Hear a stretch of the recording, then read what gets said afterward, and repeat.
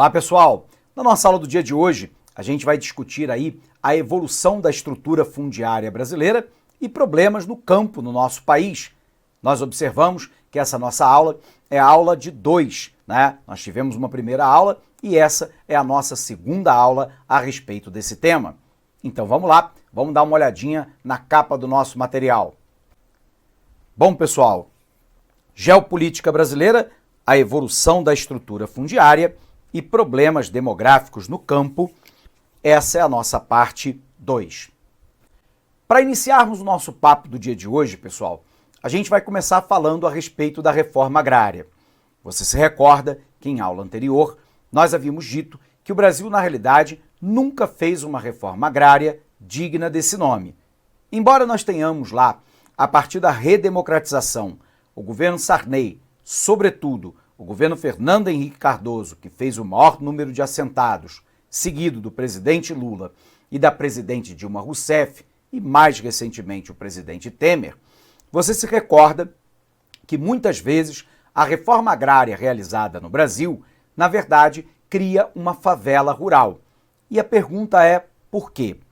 Porque quando a gente fala de reforma agrária, nós não estamos falando somente de uma redistribuição do acesso e da posse da terra.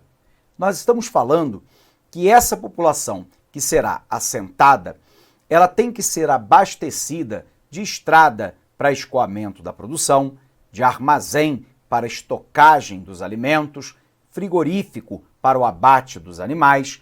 Nós temos que ter apoio agrotécnico de engenheiro agrônomo, às vezes de engenheiro agrícola, de médico veterinário e de técnico agropecuário.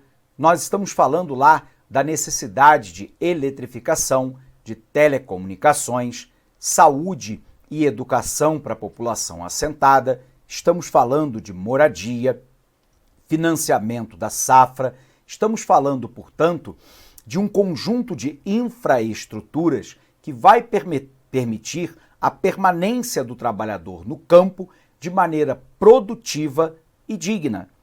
O que o Brasil fez, historicamente, foi assentar os trabalhadores sem dar essa infraestrutura de apoio.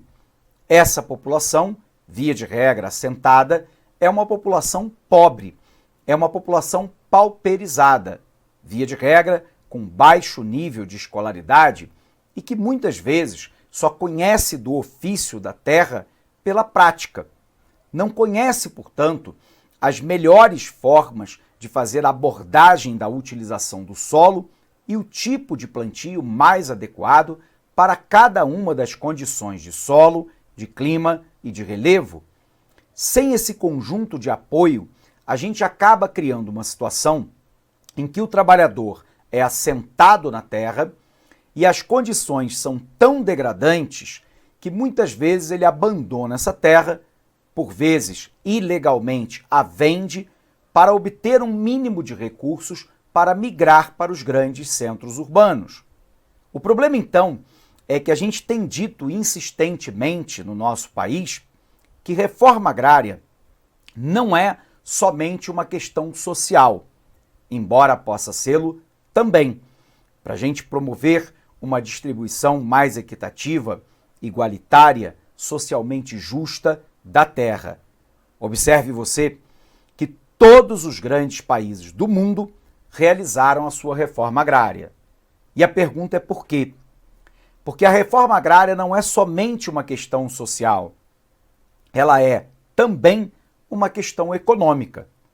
Mais de 70% dos alimentos da cesta básica brasileira são produzidos pela pequena e média propriedade rural, porque a grande propriedade rural, aquela latifundiária da soja, do milho voltado para a ração animal, do algodão e de outras culturas, são voltadas, sobretudo, para o mercado externo e não para o mercado doméstico.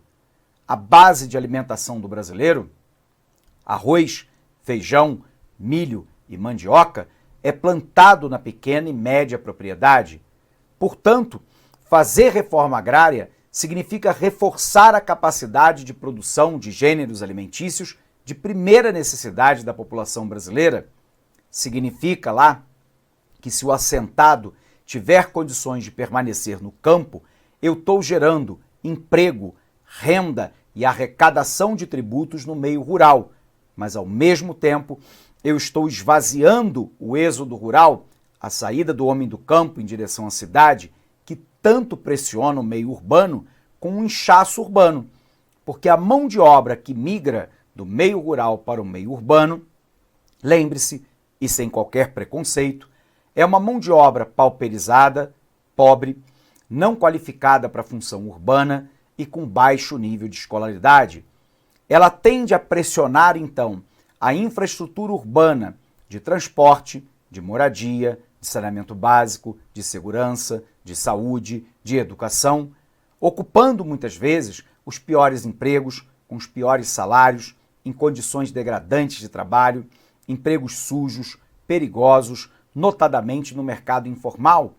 E isso não é desejável enquanto sociedade, porque isso não cria prosperidade, não cria melhoria de qualidade de vida no longo prazo.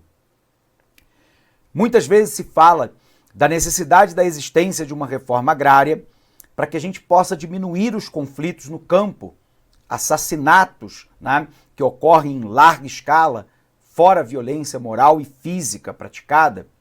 Nós queremos uma reforma agrária para que a gente acabe com a figura da escravidão por dívida.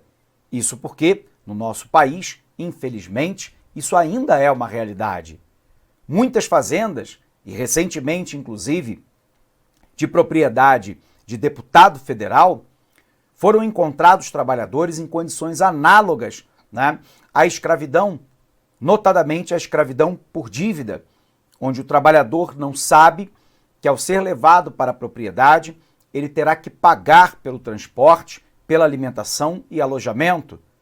Como normalmente ele é analfabeto ou tem baixo nível de escolarização, os valores que são cobrados, abre aspas, por esses serviços